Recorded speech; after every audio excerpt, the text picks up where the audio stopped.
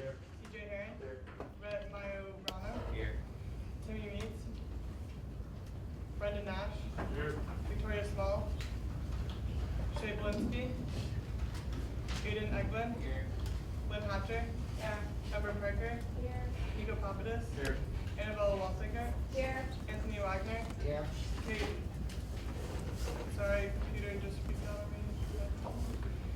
me. Kate. Holmstetter. Here. Chuck Seekow. Here. Alex Engelsman. Here. Angeliza Hughes Murdoch. Here. Jeffrey Locke. Here. Lyra Merker. Claire Quinn. Jimmy Clifford. Here. Harrison Curtis. Vera Ecuador. Michael Mancuso. Dennis Moriarty. Here. Christina Noto. Here. Anthony Williams. Here.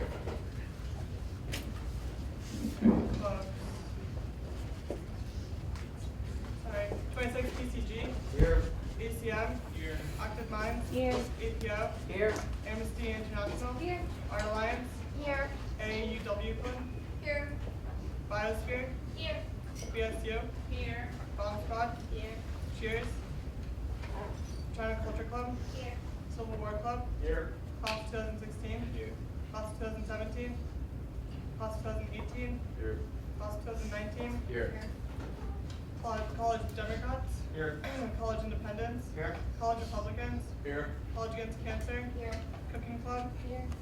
Dance Ensemble. Here. Debate Club. Here. Democracy Matters. Here. Disciple Makers Christian Fellowship. Here. Drop the Octave. Here. Enactus. Here. Entrepreneurs Club. Film Society. Foursquares. Here. Free the Slaves. Here. Friend or Foe. Here. Game Club. GASA. Here. G-Break TV. Here. G-Break College Debate Society. Here. GECCO. Here. German Club. Here. Gettysburg Anti-Capitalist Collective. Here. Gettysburg College Quiz Bowl. Here. Gettysburg Student Musical Theater. Here. Gospel Choir. Here. Habitat for Humanity. Here. Interfaith Council. Here. International Affairs Association. Here. International Club. Japan Club. Here. Jazz Appreciation Society. Here. LASA. Here. Lego Club. Mock Trial. Model Here. Arab League. Here. Mock Trial. Yes. Model Arab League. Here. Owl and Nightingale. Here. Photography Club. Free Health Club. Here. Free Law Club. Here. Free Vet Club. Here. Rock the Vote. Here. Voter Act Club. Here. Salsa. Here. Shots in the Dark. Here. Ski Snowboard Club. Here. Skeptical Chemist. Slavic Club. Here. Smart Women Securities. Society of Physics Students. Feminists. Here. Student Alumni Association. Students for Life. Here. Students for Rubio. Spring Club. Here. TEDx. Upscale. Here. 5. Here. Young Americans for Freedom. And Zulap Club. Here.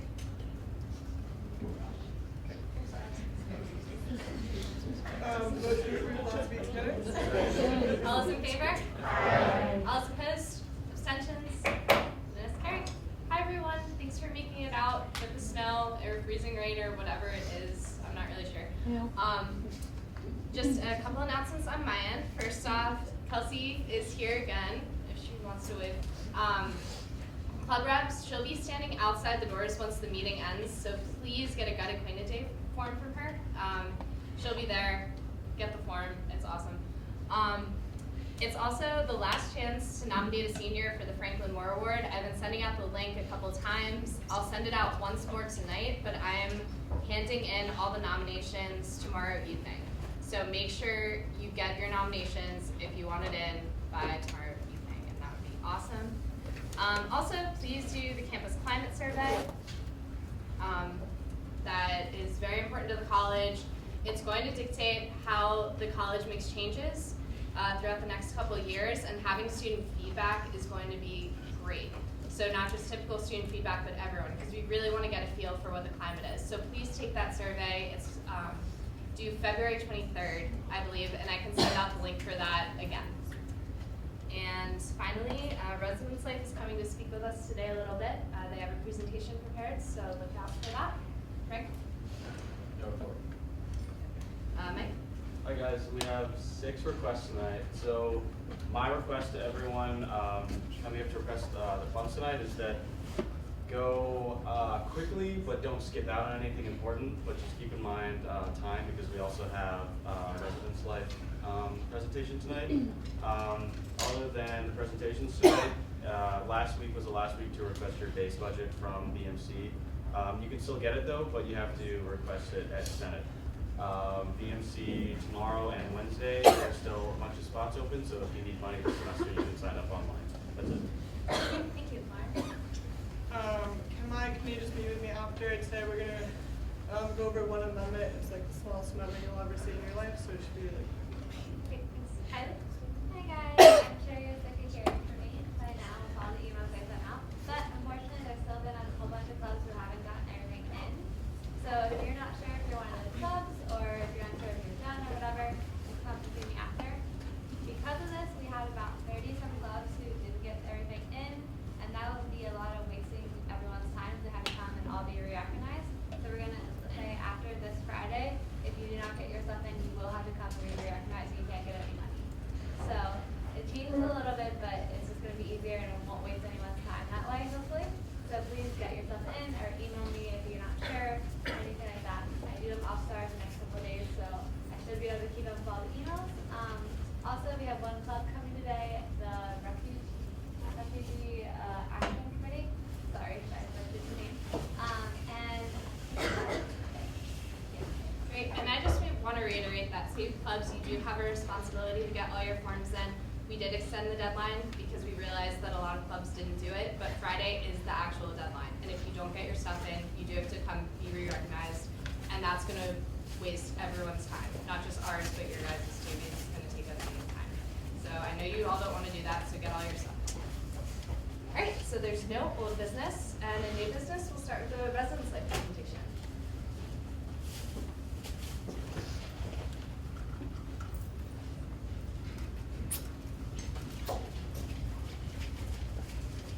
Hi everyone, I'm just gonna go a couple slides up here.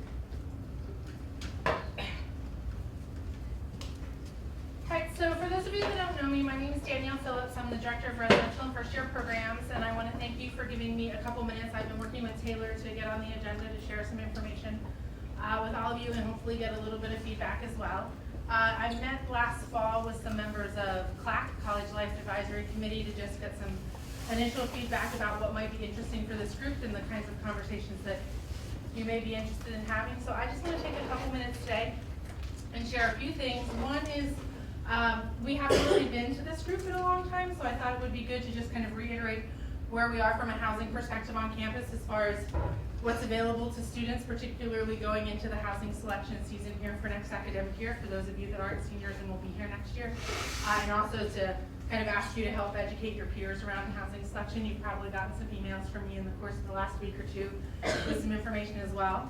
I want to share kind of 2 distinct programs happening in the residence halls currently, but kind of how they're expanding, and go over the housing selection timeline a little bit. And then I have kind of 2 questions for you if there's time. I'm not quite sure how much time I have, but if there's time to get some feedback from you now. If not now, I can tell you how to contact me if you have particular feedback after I share just a couple minutes here. So the first thing I want to share is you all live on campus or have lived on campus at some point in your life, but I think our students are often confused as to kind of like, what kind of housing do we have on campus, particularly the different kinds of housing we have. Gettysburg College is pretty unique in that it has such a variety of housing.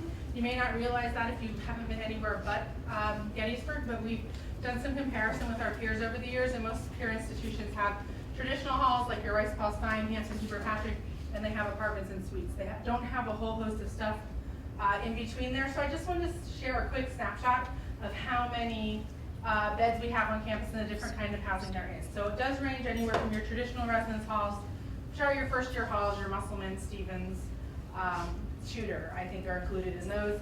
Then we have our 4 renovated motels, we have our college house program, our apartments and suites, and then our fraternity houses. And our fraternity houses are both college-owned fraternity houses, and then a number of our fraternity houses are private alumni corporation-owned fraternity houses.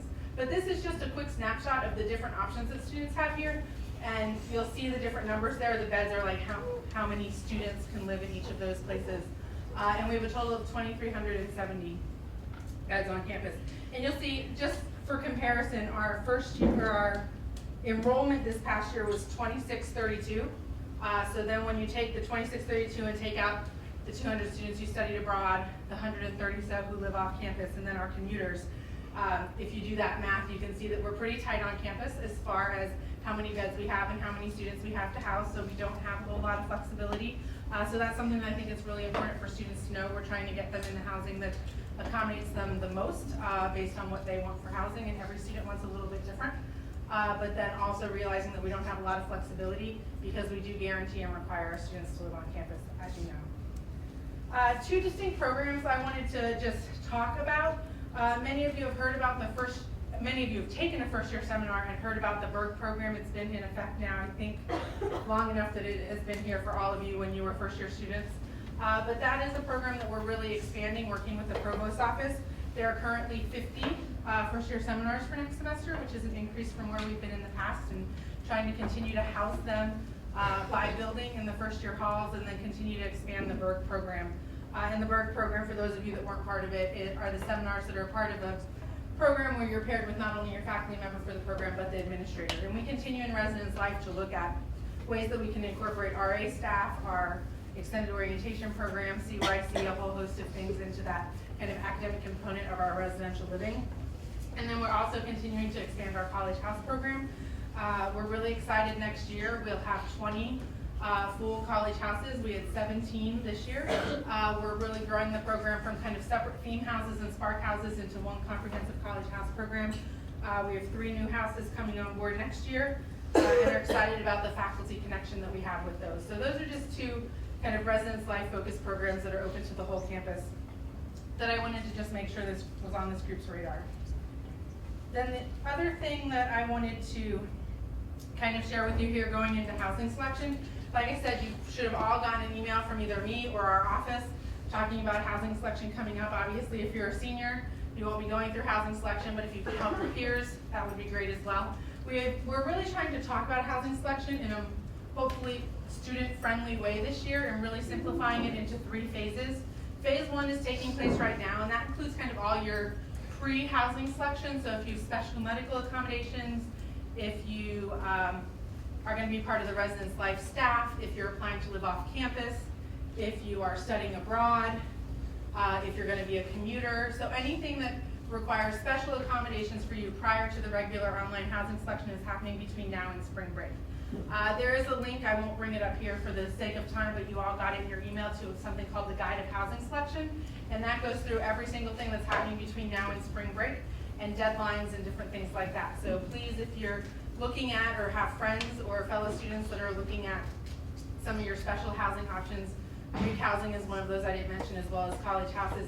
That's all happening between now and spring break. And then right after spring break will be the housing processes that most people are familiar with, and that's just our online housing selection. So if you're looking to just a group of you and your friends get into apartments, motels, whatever housing you're looking for, that'll happen the weeks following spring break. Sophomores and juniors should have already gotten their lottery number, and we're going to talk about lottery numbers in a minute here. And then first year students will be getting their lottery number in a few weeks after we account for all of their CYC points. And then phase 3 happens, and it's happening a little earlier this year. And what that is once online housing selection is over, it's a period of time running from April and May into the summer for any student who didn't get their desired housing. So whether a student didn't go through housing selection just because they didn't bother to, got into housing but not the housing they want, or didn't get any housing because what they wanted wasn't available, there's a waitlist period where students can fill out a waitlist saying, I'm assigned here, but I want to live here, or I didn't go through housing selection, here's where I want to live. And then over the course of May and June, we'll be working with those students to move their housing or house them as things become available. And we have a lot come available over the summer because students will decide to take a leave of absence, transfer, whatever the case may be. Things will become available and a lot of shifting will happen. So one of the big questions we get in May is when students leave, if they don't have housing yet or don't have their desired housing, what does that mean? Everyone will have housing, and we'll announce the housing midsummer as far as that goes. So those are the details I have of just an overview of residence life in the program. Does anyone have any questions before I kind of pose the two things I'd like either now if there's time or later to get some feedback on? What are the 3 new houses? Harmony House was a 1-year house that has been extended into a all-time house. There is an entrepreneurship house starting up, and then there is an Italian house starting up. So, and that's in conjunction with either administrators and faculty as well as an interested group of students. So Harmony's been around for a year, but it's kind of made it through its probationary period to be able to stay. And then Italian House and Entrepreneurship House will be the 2 new ones. There was a college house fair for the first time ever last week, and we had about, all the houses were represented except one, and we had about 50 to 60 students come through, so that was exciting given that it's the first time we've ever done that. Other questions? All right, then the 2 questions I want to pose for you, and Taylor, I don't know if we have time for some discussion now, or we have always created lottery numbers based on some level in GPA. I shouldn't say always, but like the last 33 years, I think it is. So for a very long time, we have generated lottery numbers that have been based on a student's GPA. And that is, as many of you know, we have GPA ranges. Within those ranges, people are placed there based on their GPA and then assigned a random lottery number within that range of GPAs. And that's one of the things that we've had over the years. I've been here for 13 years. And over the years, we sometimes revisit, is that the best way to assign housing and the pros and cons of using GPA to assign a lottery number. We've done some research with our peer institutions, both peer, small private liberal arts like ourselves, kind of like our schools we're aspiring to be like or similar to us, as well as some regional schools. We reached out to 20 different schools. Of those 20, only 3 use GPA. Doesn't mean we shouldn't. We'd like to kind of see what's out there as far as best practices and different things like that. Of the 3 that use GPA, one thing that was really fascinating to me is one of them actually does it by class rank. So if you're first in your class, you go first. If you're second, you go second. So there's a whole host of ways that schools really look at GPA. Most schools do it just randomly by class year. All juniors kind of randomly get a lottery number. All sophomores randomly get a lottery number. We're not necessarily looking to change the way we do it in using GPA, but we haven't really gotten student perspective or student voice on the role of GPA in assigning lottery numbers in a long time. So I wanted to start with this group and just kind of see if there was any perspective, feedback, comments on the role that GPA and then by virtue more broadly academics should play in kind of the housing selection process. Me? Oh, okay.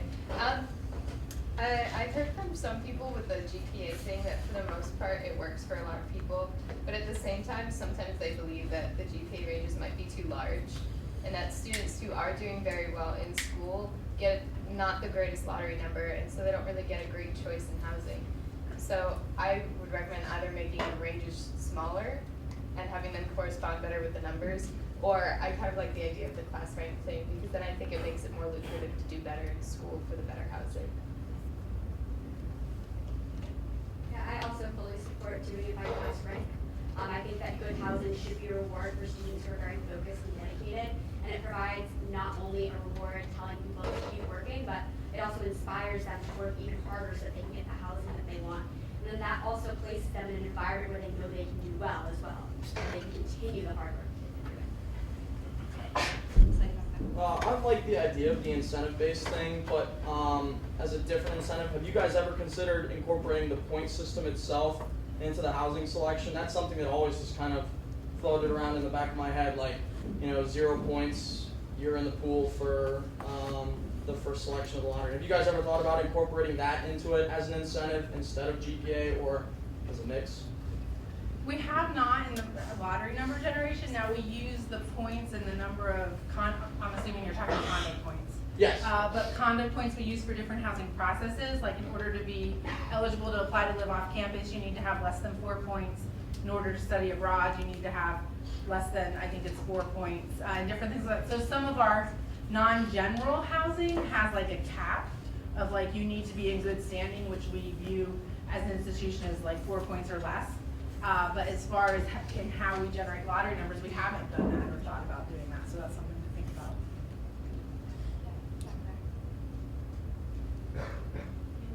Yep. Okay, I would completely disagree with using ClassRank because I've been in classes where I've gotten not so good of a grade.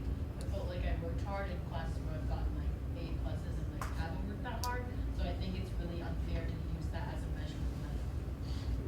I don't know, like, oh, you're getting all A pluses, so you must be working really hard. When in reality, you could have a professor that sets different expectations for that class, right? So I think that what the GPA ranks that you guys do is like fine how it is because I think that class rank and like GPA and all that is like a whole completely different ballgame that really doesn't have to do with necessarily how hard you're working. Well, it does in some of it, but a lot of it has to do with how you assess grades and that sort of thing.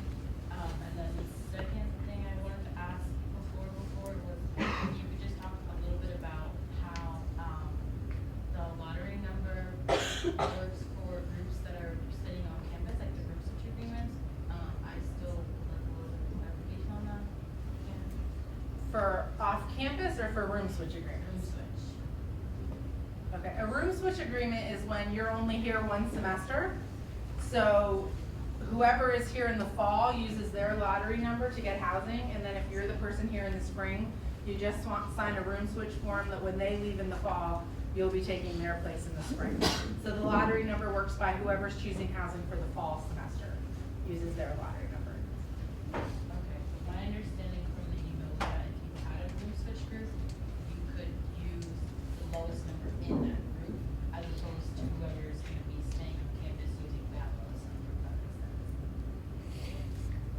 That makes sense?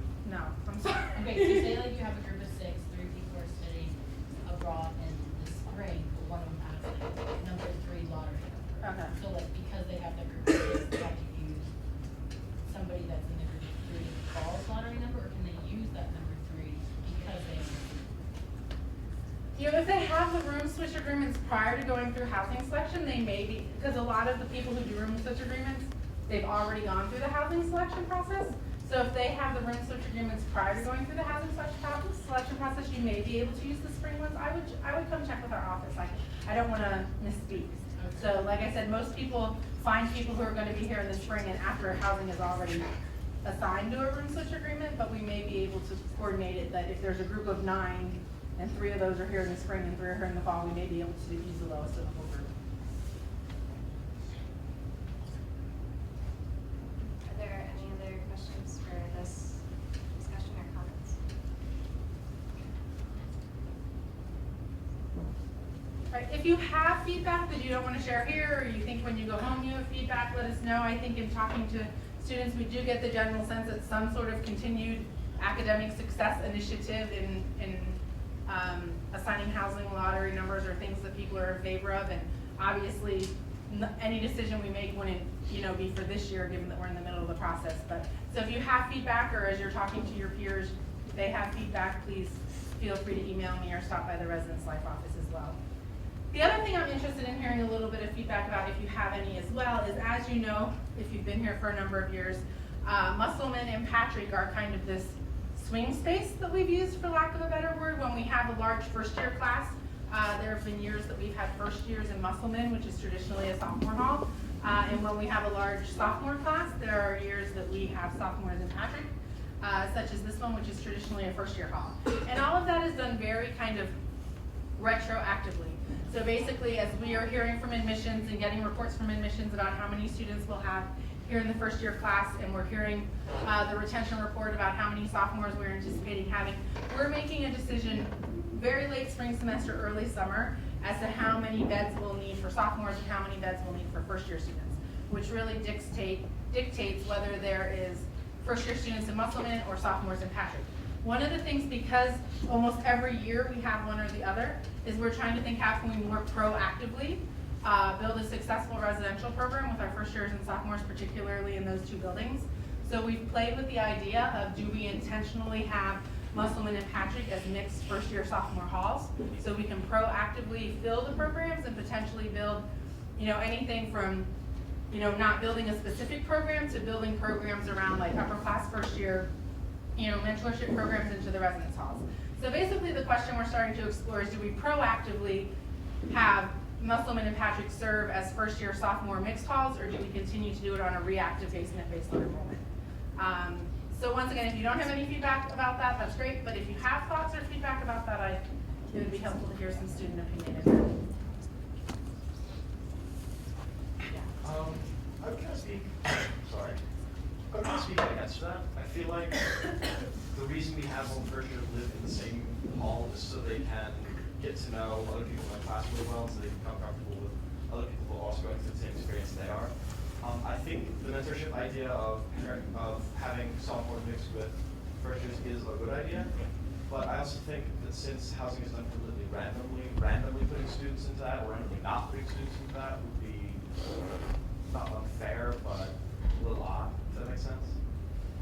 It might be there might be more details to it than I know, but it's just my initial thought. No, that's good feedback. I think we're in initial phases of considering it. If we would do it as some sort of mentor program, it wouldn't be random. We realize some students would be more invested in that program than others, so that we would have to look at how we selected those students, but that's a very good point. I agree with Alex. I think, especially as a member of Res Life on RA, I think that the first year hall idea is kind of a community and a communal, effort to make the hall a better place and the best place it can be. I think it's really important to first year programs. And I don't know that necessarily having sophomores would be detrimental to that, but I think that it would take a blow in some ways. And Danielle, I think it's a great idea having sophomores as mentors, but then there's a line, are they Res Life? Are they just students who mentor first years? And I think that can be a little gray. And I don't know how well it's worked this year. I think it's probably gone pretty well, having that mixed residency. I don't really see the positive idea. Yeah, I think the reason we've started the conversation a little bit is because every year we end up with either, I shouldn't say every year, in my 13 years, I think it was like 7 of my 13 years, we've ended up with either sophomores in a floor of Patrick or first years in a floor of Musselman. So knowing that based on enrollment purely, we often have that happen, we're just trying to figure out if it's better to do it proactively or just continue to kind of isolate it reactively as the numbers require. And we'll take like 1 or 2 more questions or feedback. So I'm a freshman in Patrick Hall. I just want to say that I don't have anything negative to say about it. Like having the sophomores there, it's been fine. There's never been any issues or anything. It's just, I don't know, just sophomores. It's just the way it is. It seems normal. If it's a proactive thing, I think that's a lot better than it being random.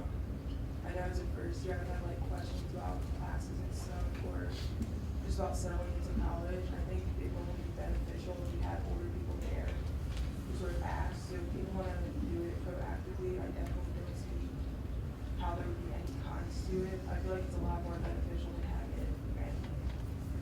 So I'm for it. Yeah, and then similar to what Luke said, if you can kind of control the people who are living with the first years, if it's Res Life or if it's someone who in some way, if there's some sort of interest created to see who can live together as compatible, and the interest of having a first year living with a sophomore may need to be involved in some things that they would be involved with, some sort of program like that where you can actually facilitate some pretty cool mentorship ideas. That might be something to look for, especially if the problem isn't really something that you can control. Maybe you can just better it in that way. In the interest of time, I'm actually going to have this discussion, but if you do have additional feedback or questions, you can email Danielle or the Res Life office. Okay? Yes. You can, Danielle Phillips, you can email me directly, or you can come into the Residence Life office or residencelife@gettysburg.edu. And we'd love to hear your feedback on this or any other housing related items and as we move forward. So thank you.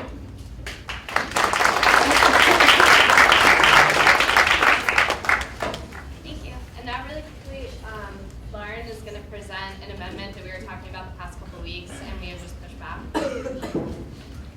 And this is just for senators to look over.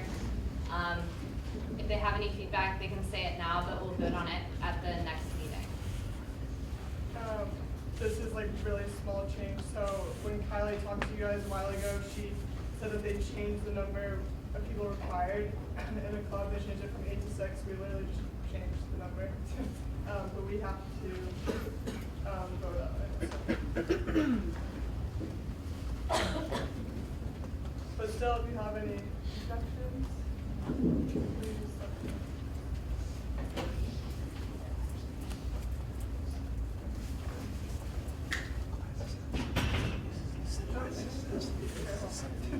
Sorry about that.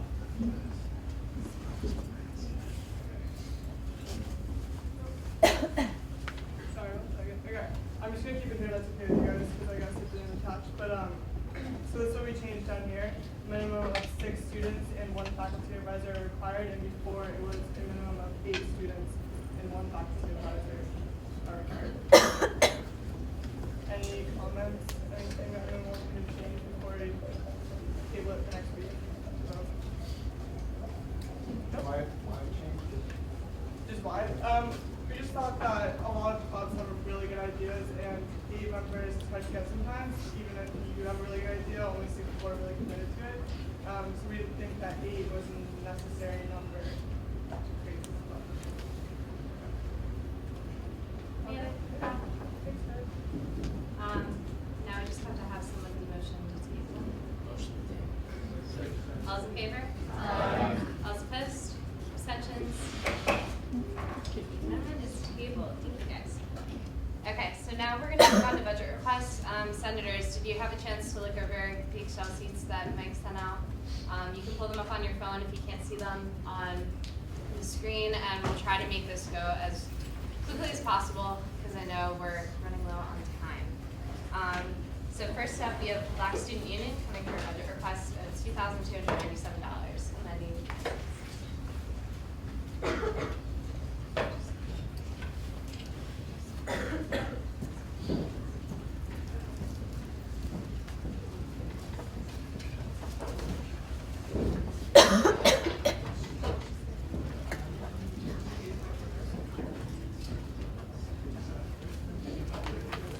So there are a couple events on their request.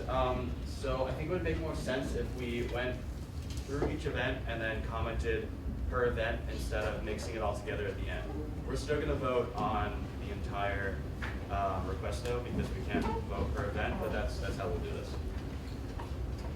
Yeah, and we'll keep doing that from now on. So if there are multiple events, we'll discuss each event individually, then vote. Sorry, Which just is to a reiterate. great idea, Caitlin. Just to give credit. Thanks, Jeff. Okay. Hi guys, I'm Alex, I'm the VP of Issue. JT's program coordinator. I'm really episode representative. Michael, community outreach liaison. Okay, so our first event is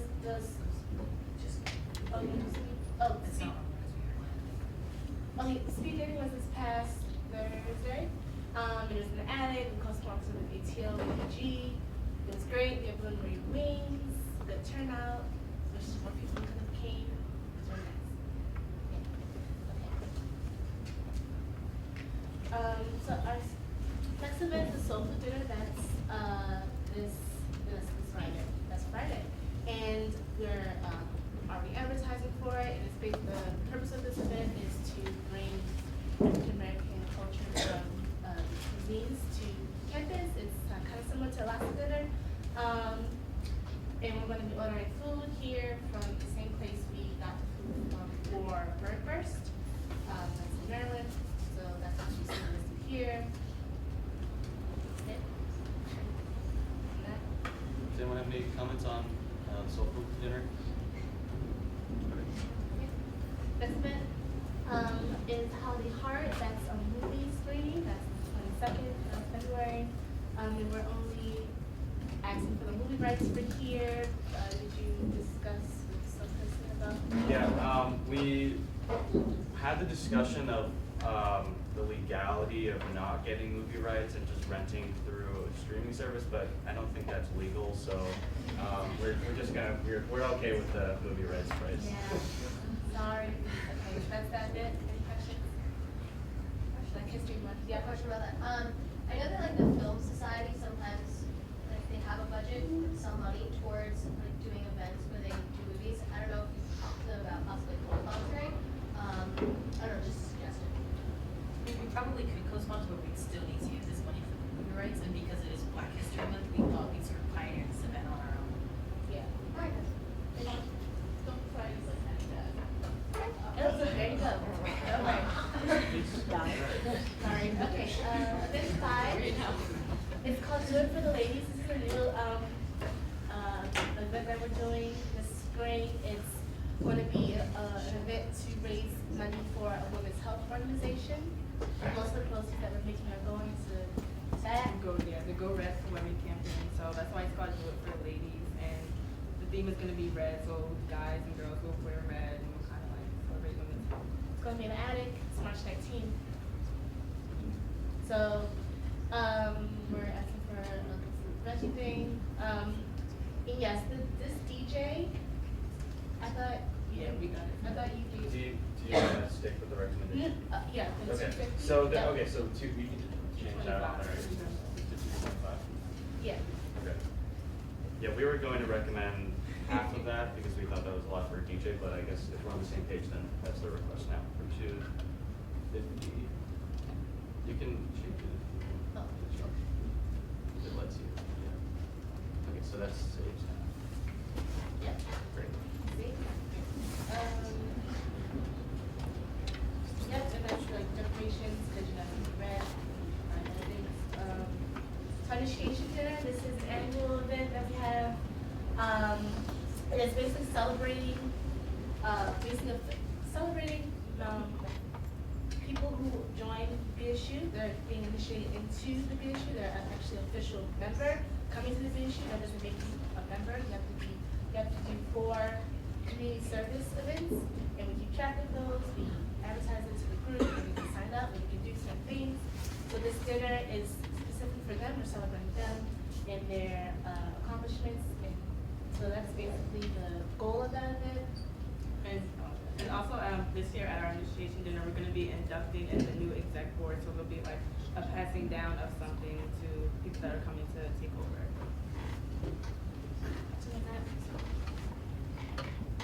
So I guess it's kind of a unique situation with this initiation, but I mean technically that would be open to anyone who would like to be initiated into the club, right? Yeah, right.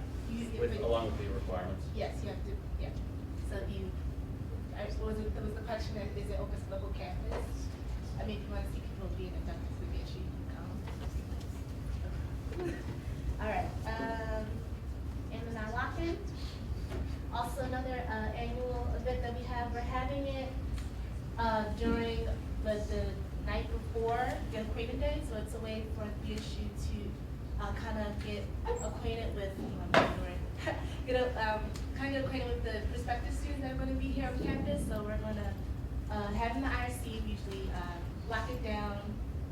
We're going to have food, we're going to have activities, kind of like a cool chill way just to talk to the incoming students who may or may not be choosing Gettysburg, kind of interacting with them, seeing our faces here. And the reason why we're requesting so much for food is because last time we had people come, or we had like a turnout of upwards of 60 people when we only expected 30 for food. So they come for the food, but then it's also a way for the general campus community to get the exposure to what the BSU is all about. You're welcome to come. Let us see you. All right. And the Harlem Renaissance event. This is it's kind of a spin-off event that we did last year. Last year we invited a poet to come, and he kind of like performed. Other students performed, and we had like guests, faculty and professors kind of like judge, see who did like the best thing. But this year we're not making like a competition thing. We're more that everyone can come out, kind of do a spoken word, a poetry piece. And we're trying to co-sponsor with the Writing Center, and maybe some other, and the Blue Note Jazz House to do some jazz things. So for that event, that's just like a little thing and stuff. So any questions for that? Also open to the campus. What day is that? That is 24th? Yeah, February 24th. So. Okay. Any questions? No?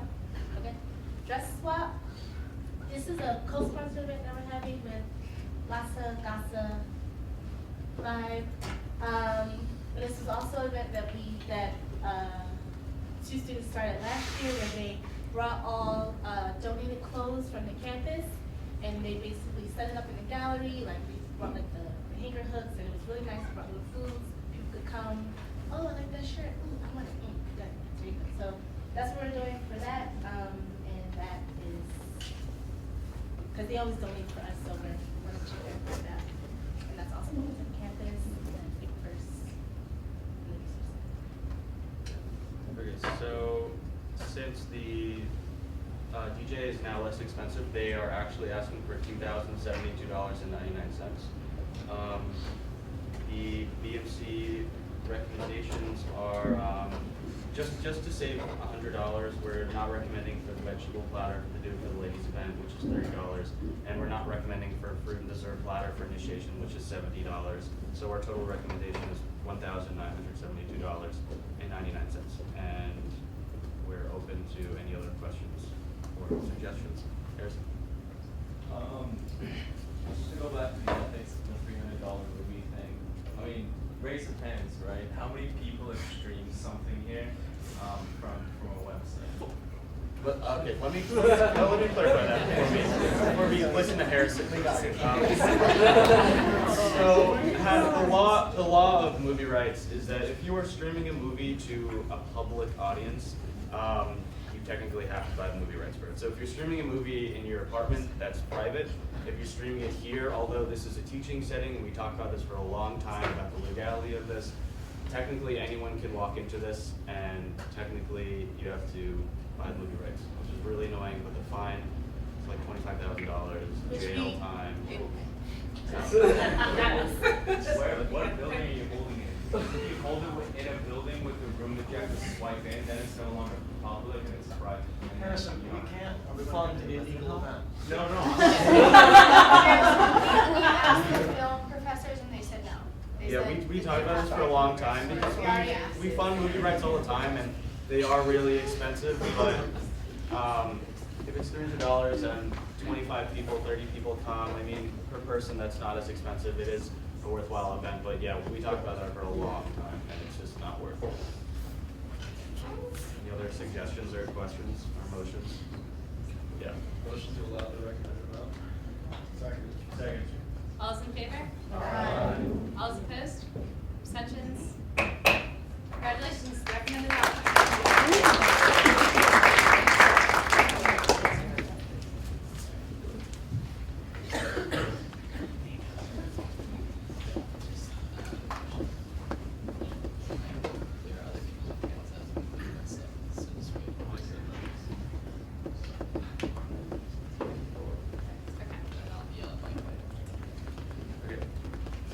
Alright, and next is Colleges Against Cancer, coming for a budget request of $5,555.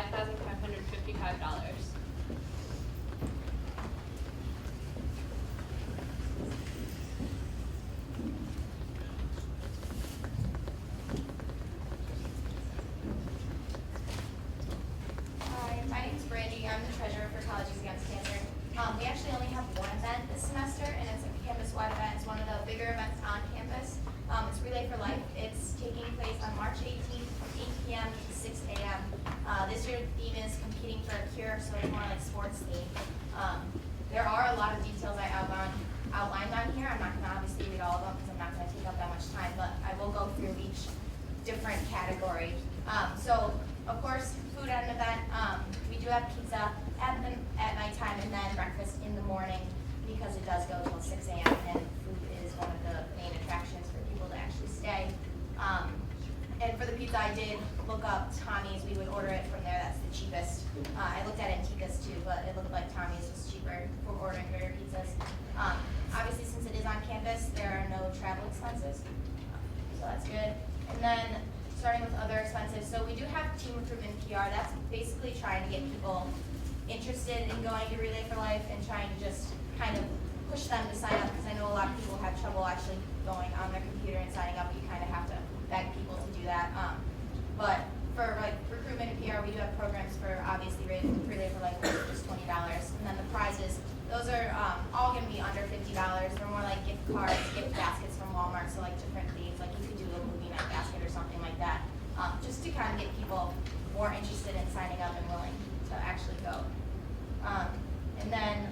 survivorship dinner. So we invite survivors from nearby, even people, relatives of people on campus, and we do have a speaker coming to Relay for Life.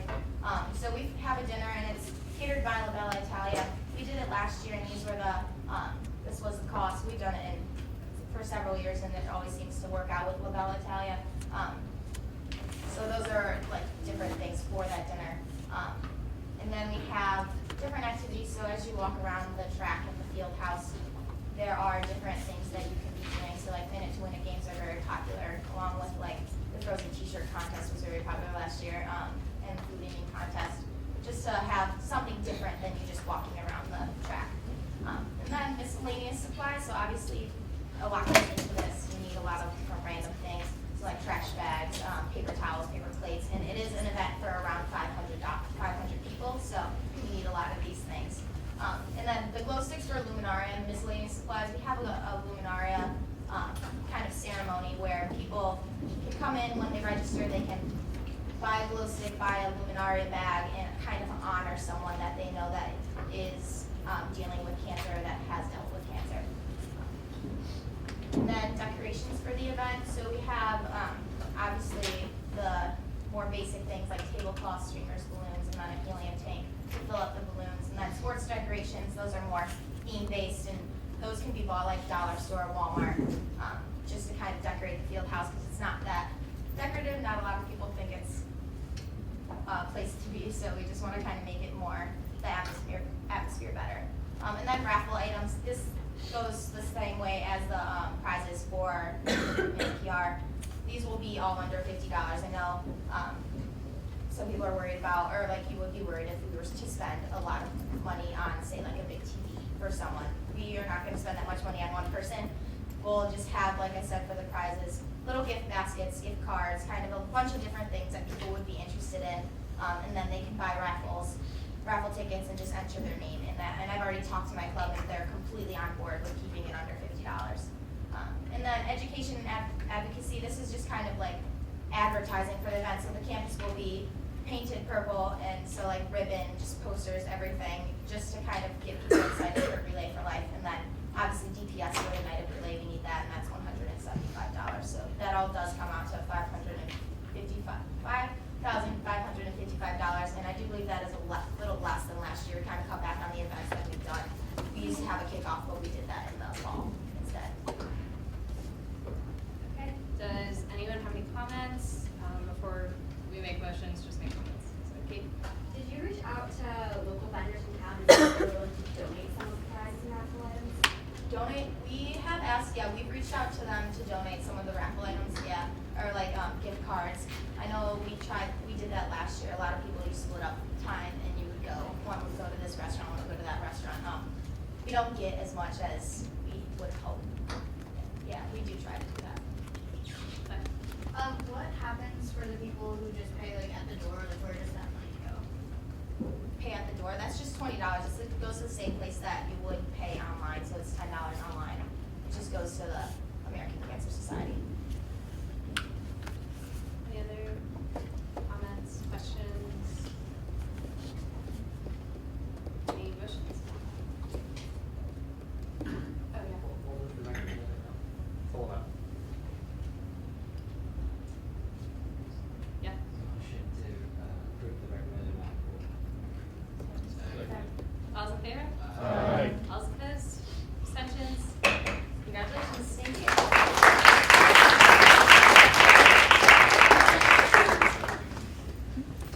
Great. And next we have the College Democrats coming for a budget of $937.71.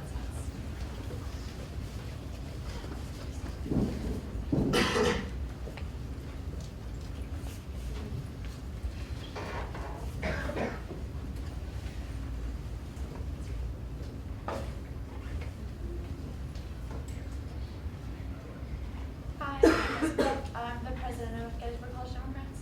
And I'm August, I'm the treasurer. So we're coming to ask for funding for an event this upcoming Friday called the Progressive Summit, and it's in Harrisburg, and it's kind of a big event with lots of panels, potential speakers, and there's a debate for all the Democratic Senate candidates and a debate for all the Attorney General candidates. And it's a great opportunity for us to get potential speakers to come speak at Gettysburg as well as meet local elected officials and network with other progressives and college students in the state. Yeah, it's usually pretty good. I know Bernie Sanders was there last year, so we got to, you know, meet him, and it's cool. They're good people. It's a good event to get the word out about Gettysburg College and what we're all doing.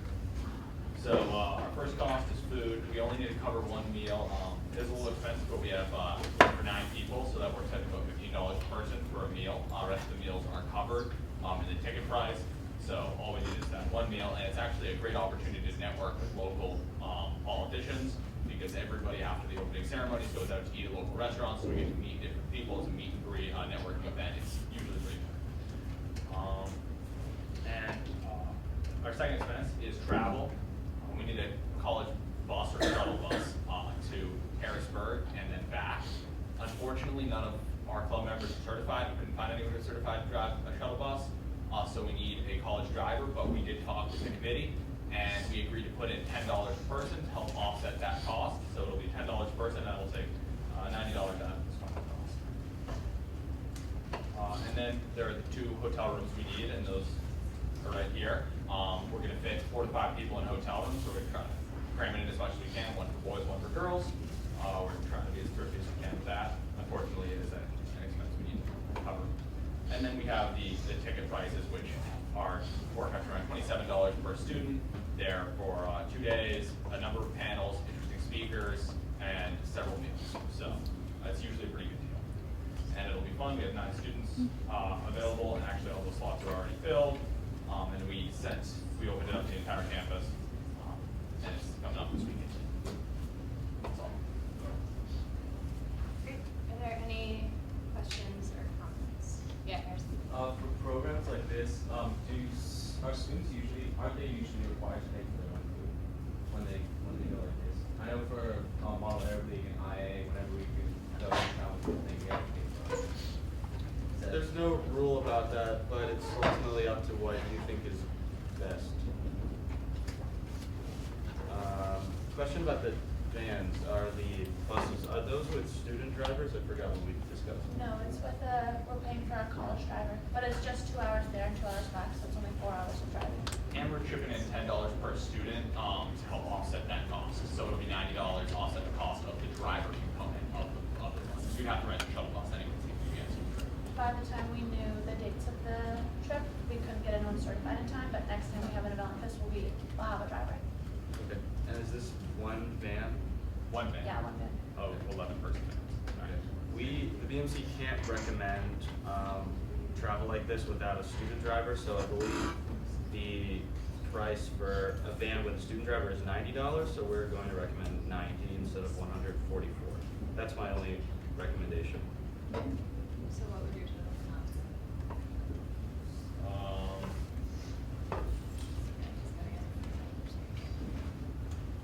$883.71, but I'm also open to more discussion about Harrison's comment about meals. Sorry, this is actually just a question for college Republicans, because I know you guys are presenting and it's like a similar conference deal. Are you guys paying for all of your food by yourself? Yes, we're each putting in about $100 to $150 for the trip. Yeah. Are you guys having the students pay anything for like the admission tickets or like the hotel too? They're pitching in $10 per person. That's it for the whole entire thing? Okay. Yeah, Anthony? Wouldn't be to help us out with this, but with other organizations on campus last semester and this semester, have we given money for students to pay for conference fees and meals at conferences and things like that? Have we ever done that? We typically give money for conferences. It all depends on the conference. Sometimes meals are included, sometimes they're not. If they're not included, in my opinion, it might not be in our best interest to pay for meals. It depends on the club. Of course, if there's a club that requests money for a conference that includes meals, I think that's a different situation. I mean, it gets kind of tricky. Just to admit, BCF has their people who pay half of their conference stuff, and we pay the other half. Right.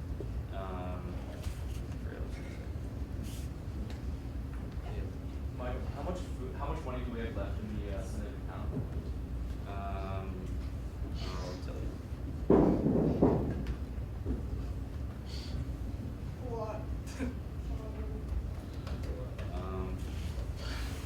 Are there any other questions while I figure that number out?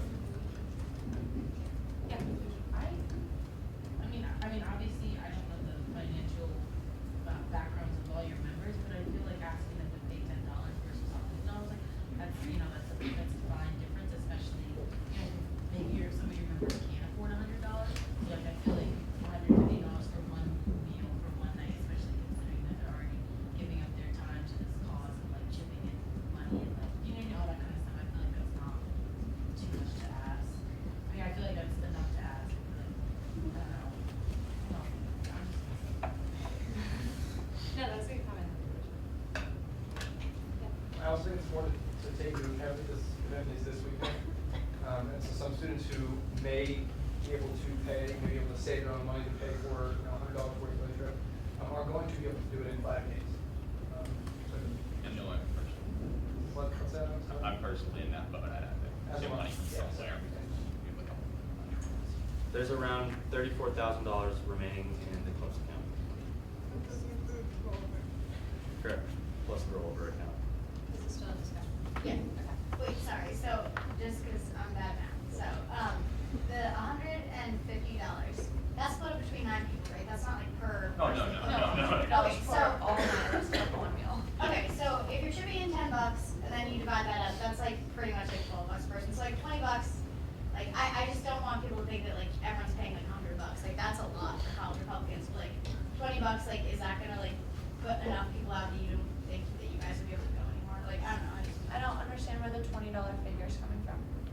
because you're each paying $10 that's going towards the gas fee or the van fee, and then you're each gonna pay around $10 for dinner, because you're, so I just wanted to clarify, because someone, I think, sorry to call you, just said that like, that everyone was paying like $100, but you're only be paying around like 25-ish, right? But Yeah, I mean, I don't know the individual financial situations involved, but We want to be able to include as many members as possible. We're trying to come to Senate for help with that. Was our best bet.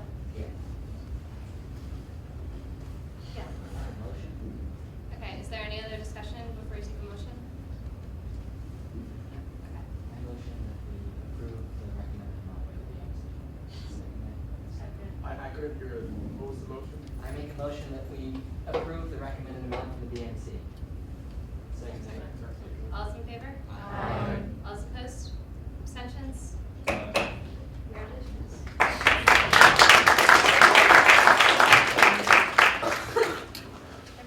Thank you for that discussion, that was good.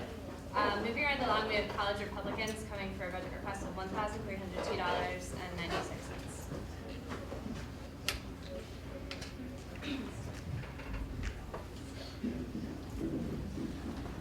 Hi, I'm Zach Bartman. I'm the president of the College Republicans.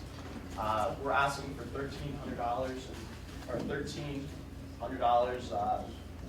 roughly for our trip to CPAC, which is a conservative convention in DC from March 2nd through the 5th. This is an annual trip for our club, and before you today, I asked for money from the provost, the Eisenhower Institute, and the political science department, and that covered the majority of our trip.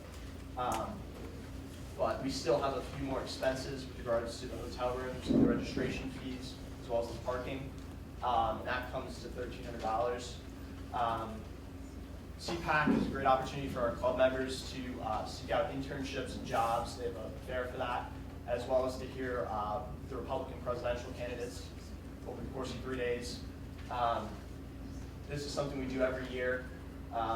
And as I mentioned earlier, each club member is putting in approximately $100 to $150 to cover their food costs over 3 days. It seems like a lot, but it's DC, so it's pretty pricey in the area in which the convention takes place. We also looked for comparative hotel prices, but they're just slightly cheaper, and the transportation costs would cost more than for us to, instead of just staying at the convention center and hotel. So as I mentioned, it's $1,300. Are there any questions or concerns? Where is it being held? The Gaylord Convention Center in National Harbor. It's like 5 to 10 minutes from DC. Are there any other questions,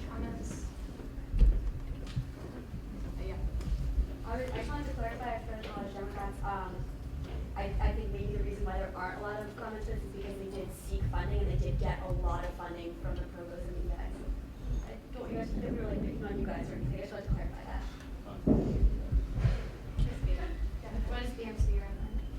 We're recommending that each of the 12 students pay at least $10 to attend this conference, so that would be $1,182. We're also open to other suggestions. Yes. I assume you looked, but just like, are there like student ticket pricing or is it? Actually, yeah, last year we were able to attend for $20 a person, but that group, which is y'all, Young Americans for Liberty, they don't offer that deal anymore because Rand Paul dropped out, so.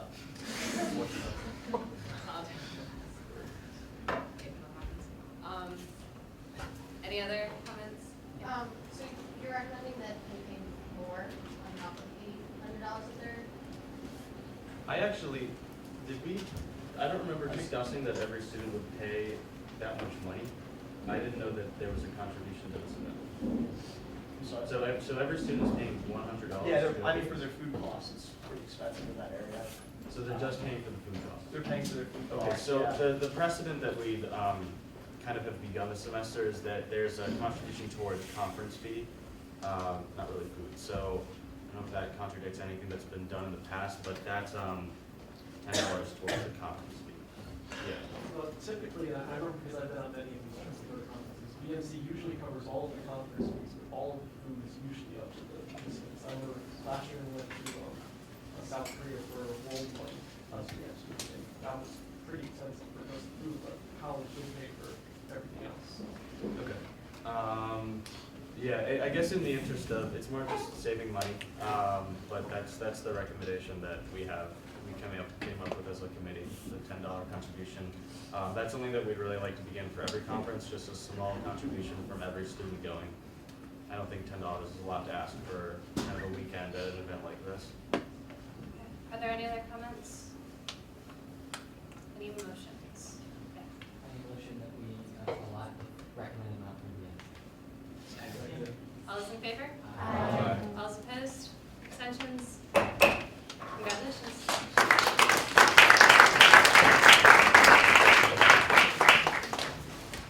Sorry guys, there's two more. 26 PCG, budget request of $600.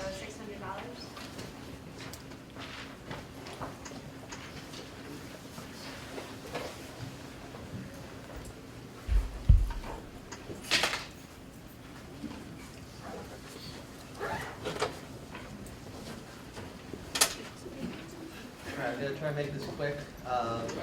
Basically, we're asking for a lot of the usual stuff. About $505 total for leather, greatcoats, and shirts.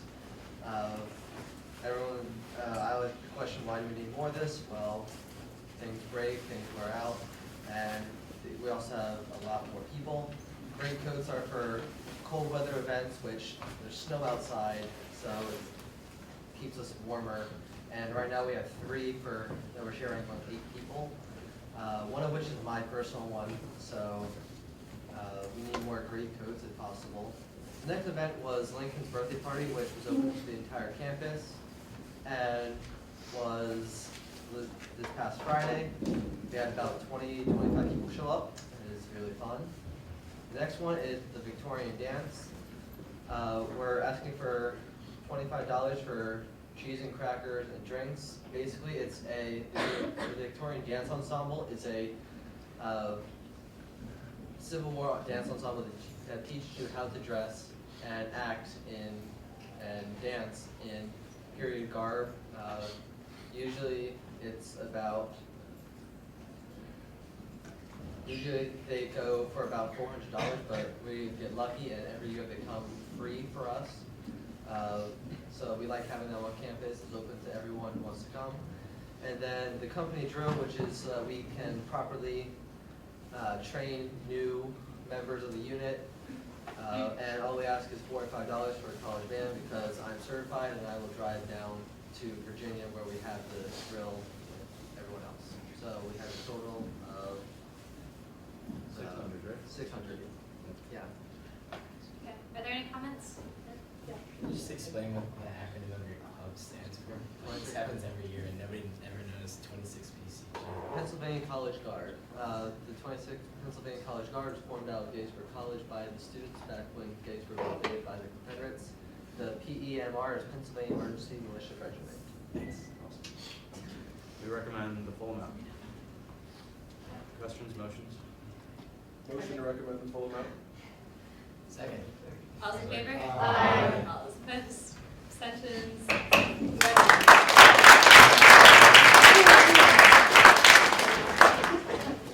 Okay, and we just have one more budget request, so we'll type, I'm sorry this is taking so long, guys. Gettysburg College Principal coming for a budget request of $814. I know one more budget request is the last thing you want to hear right now. Mine comes with a trophy. So.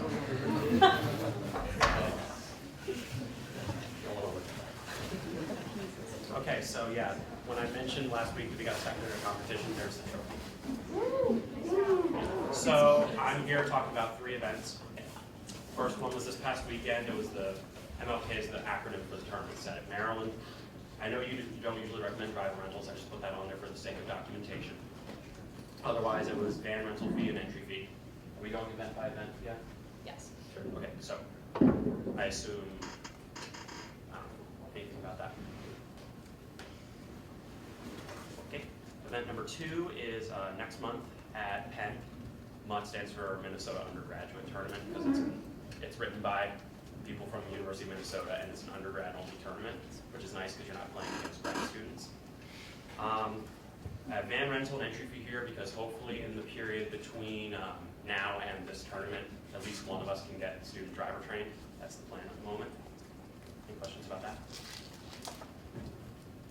And lastly, the national that we qualified for is in Chicago, and I'm just asking for the entry fee from Senate. I talked to the provost today, and it's likely that they'll be able to cover our travel fees, so that's pretty good. Any questions about that? Yes?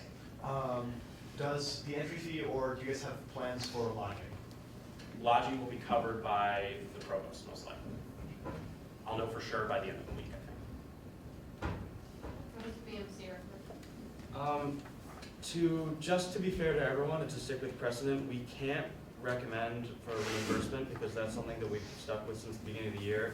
Although my personal opinion is that it was a great event, and if they had come sooner, I would not have had a problem with it. But we, to be fair to everyone, we cannot recommend for that. We're also not recommending the $99 for the driver rental because that's also something that is universal for everyone. You have to have a student driver. Even though they are expected to be certified by the next event, so they're good for there. So our total recommendation is $456 because a large portion of that is the reimbursement precedent. What's the overall total, not counting The overall total is $814, I believe. Yeah, with the reimbursement, with the competition that you took first at, I mean, will members be able to pay that, or how would that work? Can you rephrase that? I'm sorry. Yeah, okay, so you've already been to the conference, and or the competition, you paid for it, I assume. Yeah. Did that come out of members' pockets? That came out of my pocket. Okay, and that was almost $400? That was the Maryland event, right? That was $259. Yeah. And you did come in first place, right? Oh, that was the one 2 weeks ago. This one was different. Okay. It was harder. Yeah. A lot harder.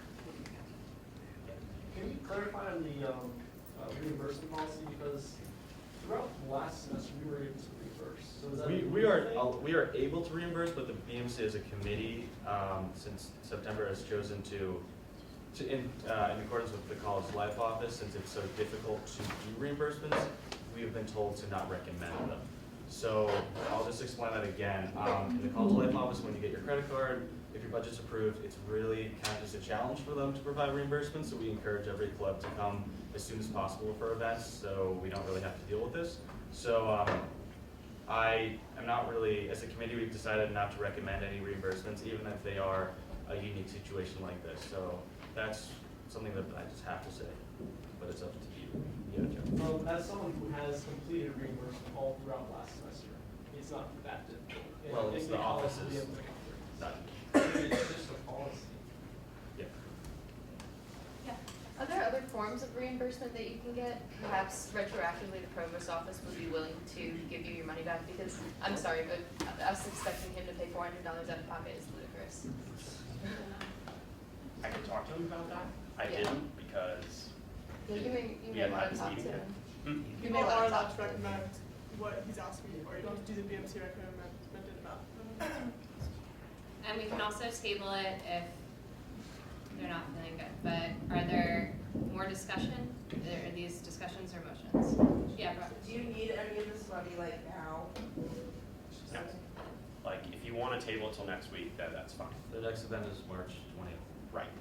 I'd like to motion to table it. Second. All's in favor? Aye. All's opposed?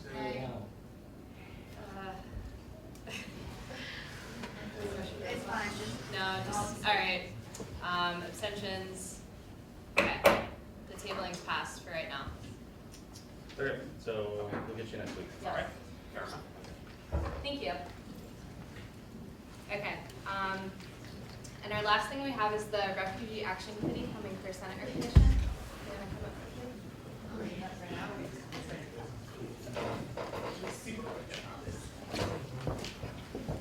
Okay. So I'm Jackie, Elizabeth Marley. So basically, Refugee Action Committee, Professor Kathy Kane is our advisor, she's in the psych department. She reached out to everybody who'd studied abroad and had become a GLGC Global Leader at Batesburg College and asked if there would be any interest in starting up some sort of refugee action committee about Syria, about any of the refugees, and there are about 20 of us who were like, heck yeah. So, we meet like every other Monday, we are really excited about it, so we have some cool stuff going on. You guys want to quickly go into like what we're planning this semester? Sure, so we're focusing mainly on like awareness on campus and hopefully working with some refugees because there's a suppressing amount in Pennsylvania from all over the world, including Syria. So one example is we're planning a World Refugee Week, the last week of March, 28th through April 1st, where we do about 3 events or more over the course of the week. And the Newman Lecture is that week, which focuses on the theme of refugees, so that lines up well. Doing a fundraiser dinner type thing to raise money for refugee organizations, maybe here and abroad, but mainly focusing on the Pennsylvania area. And the cool thing is that because we all have connections to abroad and we also have alumni connections to abroad, all of the organizations that we would raise money for are reputable because one of us did the work for them, talked with them. You know, it's pretty cool the global connections that we do actually have as individuals. So on that note, you'll be seeing a lot more of us and from us. If you were interested in joining, hiring the 3 of us, we're always looking for new members because unfortunately refugees probably aren't going anywhere safe anytime soon. So we'll be around for a while. That's all we got. Yeah, any comments, questions? Yeah. What kinds of things would you request money for? So for instance, we are interested in bringing maybe some speakers to campus. We're going to be planning on doing like a clothes drive. Like awareness, really, part of our goal for this semester is also to get our name out there enough that this continues once, money goes around the classroom, so once we disappear, something will continue. So getting other people to know about it is huge, and we'll take a little bit of money, take some different things also. And for instance, like one of the things we want to do is have like a dinner, kind of what Birdburst did, or China Cultural Club for Lunar New Year. And so we'd want to get like ethnic food. So we'd go to Maryland, DC to get stuff like that, just to raise awareness about what these cultures are, things like that. We also want to collaborate with relevant organizations in the area at other schools in our conference, like Effingham, Dickinson, all the above. So maybe transportation, doing some sort of global action thing, because around the country, like literally, there is no other refugee action kind of thing that you can type into Google and nobody else is doing it. It's kind of cool if we can kind of do something.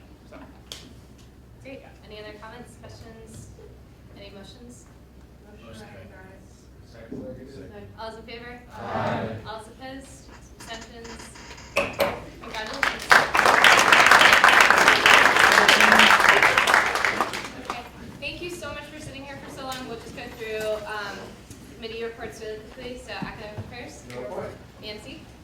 Tomorrow and Wednesday, DMC. That's it. For liaison. No. No report. PAC. IT. No report. Senate policy, or PR. Senate policy. Meet me after the meeting. Student safety. There was one vandalism last week, 2 legal law violations, 1 disorderly conduct, 1 drug abuse, and 1 larceny.